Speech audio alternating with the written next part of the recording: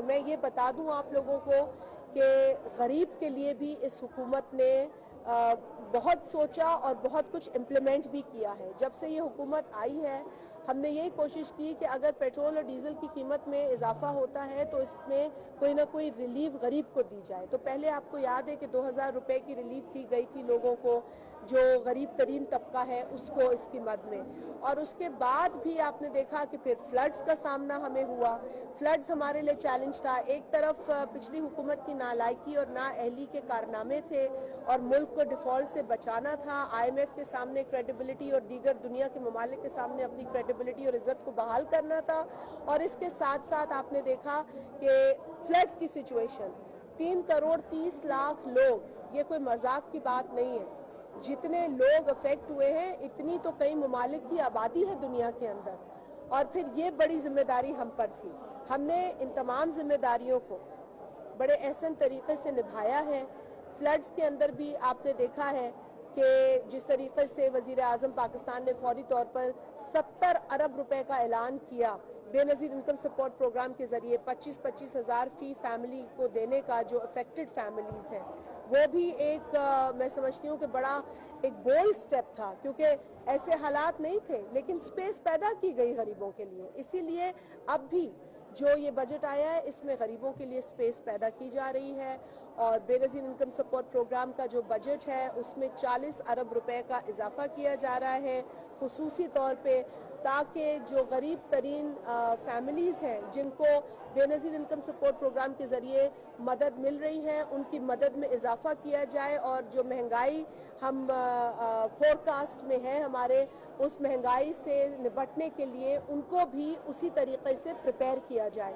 تو یہ ایک اقدام ہے. اس کے علاوہ آپ جانتے ہیں کہ وزیر اعظم پاکستان نے 1800 ارب روپے جو ہے وہ ایگریکلچر سیکٹر کے لیے اناؤنس کیے تھے. ٹریکٹرز کی اسکیم ہے جس میں ٹریکٹرز کو کم داموں پہ دینے کا منصوبہ ہے. اس کے علاوہ ینگ لوگوں کے لیے لونز جو ہیں وہ نرم شرائط پر دیے جائیں گے تاکہ وہ کوئی نہ کوئی اپنا کام کر سکیں. اب آپ جانتے ہیں کہ ڈیجیٹل ایج ہے، لہٰذا ہمیں اپنے ہیومن کیپٹل کے اوپر انویسٹ کرنا ہے. ہم یہی کوشش کر رہے ہیں کہ اسکل ٹریننگ پروگرامز کو متعارف کرایا جائے تاکہ لوگوں کی ٹریننگ کی جائے، کیونکہ ہماری آبادی اپنی جگہ لیکن اگر یہ آبادی ٹرین ہوگی تو یہ ملک کے کام آئے گی. اور یہی منصوبہ بندی یہ حکومت کی ہے کہ ہم اپنی آبادی کو مضبوط کریں. آبادی بوجھ نہیں ہے، آبادی ایک ایسٹ ہے.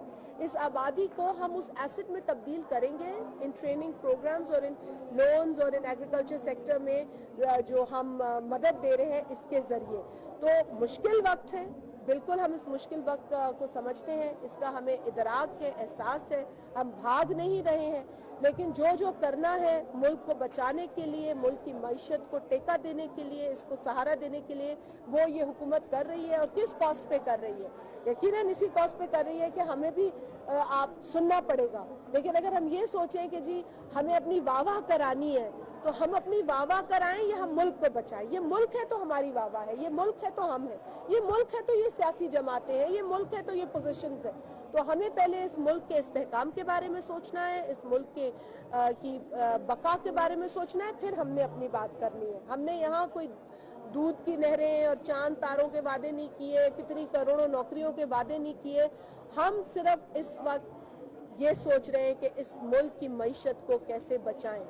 جب آپ کو پتا ہے کہ آصف علی زرداری صاحب نے on the floor of the house جب وہ آئے تھے، جب عمران نیازی اپنے منصب پر فائز ہوئے تو اس وقت بھی آصف علی زرداری صاحب نے کہا تھا کہ اس ملک کو ریفارمز کی ضرورت ہے، اس ملک کے ایگریکلچر کو ریفارمز کی ضرورت ہے. انہوں نے کہا میں اپوزیشن میں ہوں تو کیا، میں پھر بھی اس ملک کو بچانے کے لیے اس وزیر اعظم کو کہا عمران نیازی کو کہ میں آپ کا ساتھ دوں گا، پہل کریں آپ، میں آپ کا ساتھ دوں گا، چاہے معیشت کی بات ہو چاہے ایگریکلچر سیکٹر کی بات ہو. اور اسی طریقے سے جو آج وزیر اعظم شہباز شریف صاحب ہیں انہوں نے بھی یہی پیشکش کی کہ آپ میثاق معیشت پہ کام کریں، مل کے کام کریں. دیکھیں اس ملک کو وے فارورڈ چاہیے، وہ وے فارورڈ کسی ایک جماعت نے نہیں دینا، ہم نے مل کر دینا ہے. اور صرف پولیٹیکل جماعتوں نے نہیں دینا، ہر سیکٹر نے دینا ہے، ہر سٹیک ہولڈر نے دینا ہے. تو جب تک ہم یہ سوچ نہیں پیدا کرتے اور اس پہ کام نہیں کرتے ہم آگے نہیں بڑھ سکتے.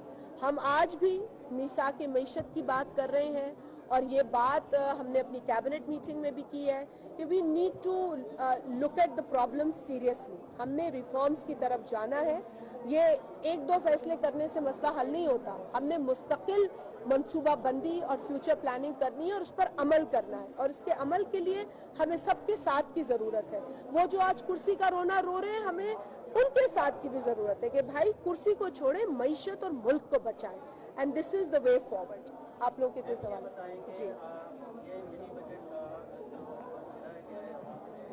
مہنگائی کا اندازہ آپ کو ہے.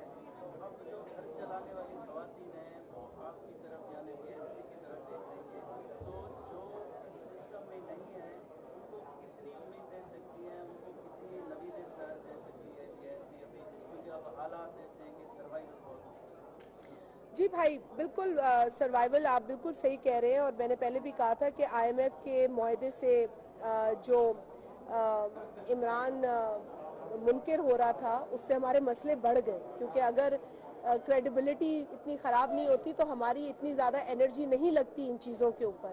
لیکن بہرحال ہم کریں گے جو ہمیں کرنا ہے. اور جہاں تک آپ نے کہا کہ اس طرح کے اقدامات سے جو غریب ترین طبقہ ہے اس پر اثر پڑے گا, اور ایسے غریب بھی ہیں جو پروگرام کا حصہ نہیں ہیں, تو ہم آپ کے توسط سے ایک بار پھر, کیونکہ میں نے پہلے بھی یہ بات کی ہے کہ ہم ڈائنامک رجسٹری جو ہے وہ شروع کرنے جا رہے ہیں, اور ہم نے اس کو پائلٹ کرنا شروع کر دیا ہے مختلف پاکستان کے اضلاع میں.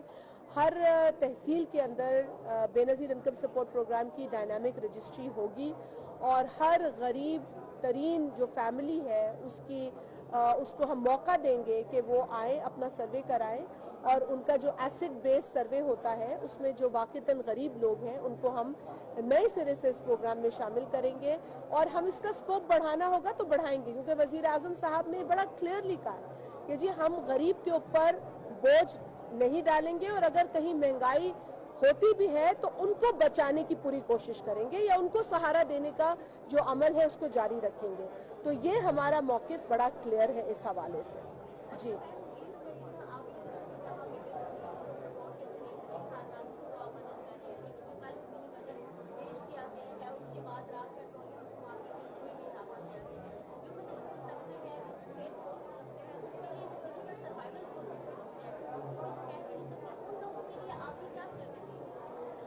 جی بالکل, اگر پیٹرول اور ڈیزل کے پرائسز بڑھتے ہیں تو مہنگائی بھی بڑھتی ہے, اس میں تو کوئی شک نہیں ہے. اور ہم آپ کو یہ باتیں نہیں کہیں گے کہ جی جائیں فلانے ملک میں دیکھیں یا اس ملک میں دیکھیں. ہمیں اپنے ملک میں دیکھنے کی ضرورت ہے.